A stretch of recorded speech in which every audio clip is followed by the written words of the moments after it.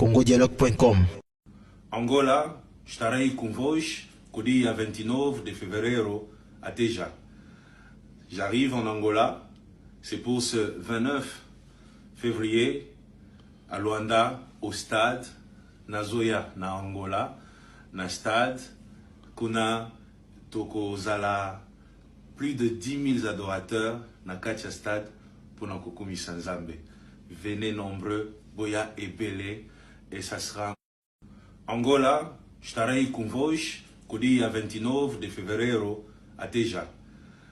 J'arrive en Angola, c'est pour ce 29 février à Luanda, au stade, na Zoya, na Angola, na stade, kuna toko zala plus de 10 000 adorateurs na Katia stade pour na Kokumi Sanzambe. Venez nombreux, boya et belé, et ça sera congodialogue.com. congodialogue.com.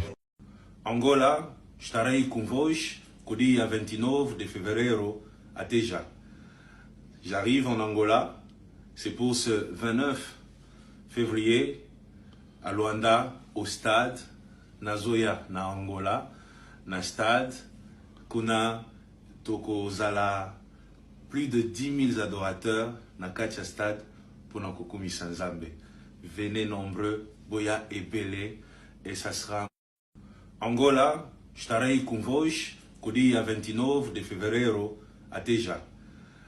J'arrive en Angola, c'est pour ce 29 février à Luanda, au stade, na Zoya, na Angola, na stade, kuna toko zala plus de 10 000 adorateurs na Katia stade pour na Kokumi Sanzambe.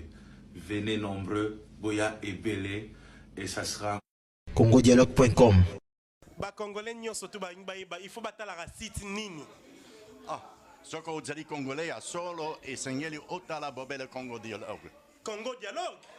Tembete. Osasi. Soko ozali Congolais ya solo okokiko zanga mokolo moko te e sengeli otala bobele Congo dialogue. Oyeba makambo mazali koleka kuna. Donc www.congodialogue.com. Soko za Congolais ya solo.